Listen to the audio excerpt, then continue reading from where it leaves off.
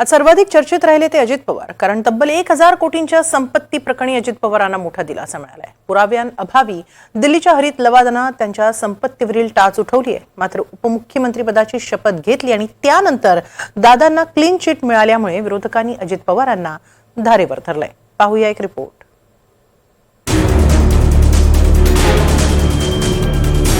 उपमुख्यमंत्री अजित पवार यांना मोठा दिलासा मिळालाय।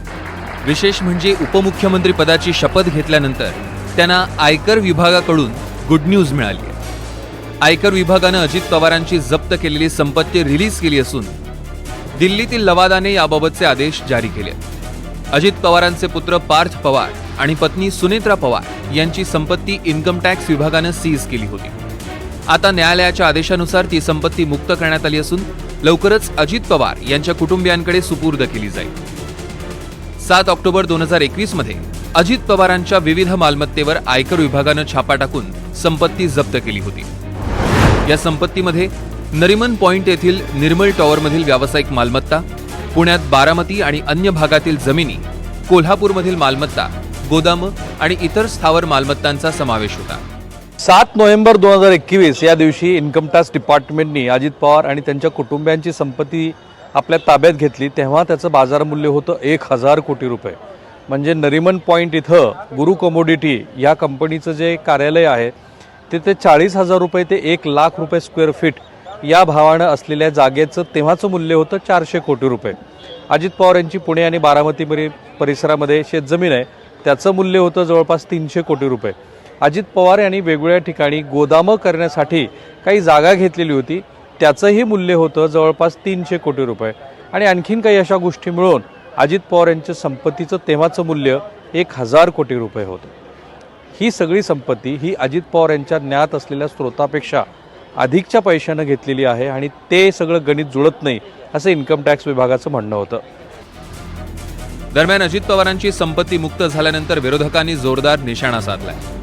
उपमुख्यमंत्री पदाची शपथ घेण्याआधी अजित पवारांनी एकट्यानंच दिल्ली दौरा केला होता। या दौऱ्यातच अजित पवारांना क्लीन चिट मिळाली असल्याचा आरोप विरोधक करतात। पण अजितदादा पवार असतील, प्रफुल्ल पटेल हे भारतीय जनता पक्षात बरोबर जाताच 8व्या दिवशी त्यांची 200-250 कोटीची प्रॉपर्टी जी दाऊदशी संबंधित आहे, दाऊद इब्राहिमशी व्यवहार आहे, यासाठी जप्त केलेली त्यांची प्रॉपर्टी ईडीनं ही 8व्या दिवशी मोकळी केली प्रफुल्ल पटेलांची। त्याच्याविषयी आम्हाला असूया नाही। एकतर तुम्ही खोटे खटले दाखल केलेत किंवा तुम्ही त्यांना आता वॉशिंग मशीनमध्ये टाकून त्यांच्या प्रॉपर्ट्या तुम्ही मोकळ्या केल्यात। अस्वस्थ होते, तणावाखाली होते, हजारो कोटीची प्रॉपर्टी या लोकांनी जप्त केल्यावर त्यांना पक्ष सोडावा लागला। आपल्या वडिलासमान काकांच्या पाठीत खंजीर खुपसावा लागला। पण आज त्यांच्या चेहऱ्यावरती आम्हाला विधानसभेत हास्य दिसेल, स्मितहास्य दिसेल त्यांच्या कुटुंबाच्या चेहऱ्यावर, त्याबद्दल आम्हालाही आनंद आहे।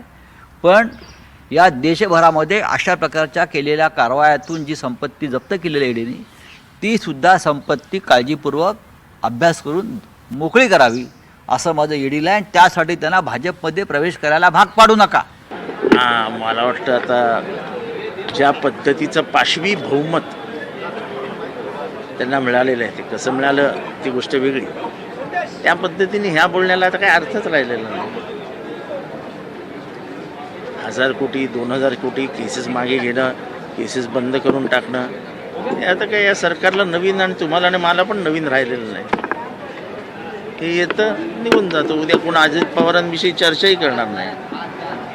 महाराष्ट्राची जनता चांगल्या मनाची विसरबोळी झाली आहे।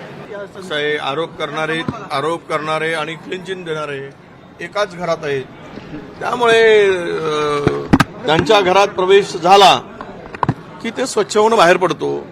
घराच्या बाहेर दूर राहिला की तो अस्वच्छ होतो, त्याचे कपडे वगैरे धुळाने घाणीने माखलेले दिसतात।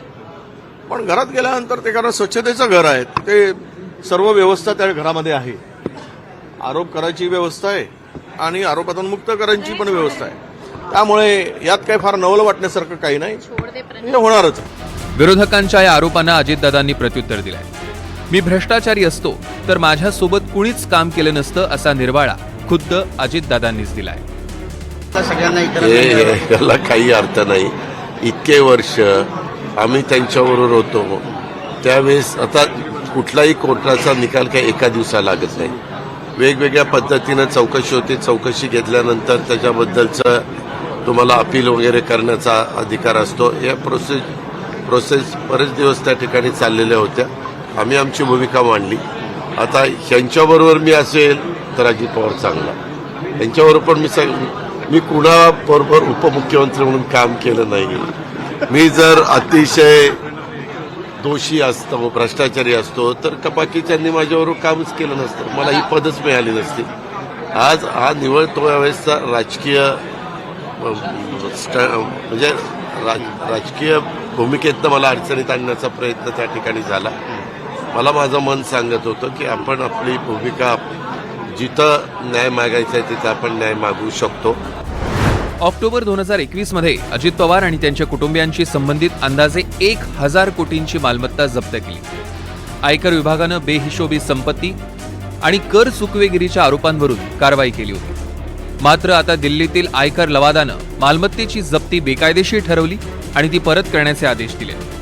अजित पवार यांचा गट हा ट्रिब्युनलमध्ये बचाव पक्ष होता आणि त्यांचं असं म्हणणं होतं की माझ्या विरोधामध्ये जी कारवाई केलेली आहे त्याच्यामागं राजकीय सूड भावना आहे. आपल्याला कल्पना आहे की तेव्हा केंद्रामध्ये म्हणजे आजही भाजपचं सरकार आहे आणि सुप्रिया सुळे आणि मंडळी सातत्यानं आईस त्याच्यामधला इन्कम टॅक्स विभागाचा भाग हा सतत या मंडळीनं आपल्याकडे घेण्यात कारणीभूत ठरला असं म्हणतात.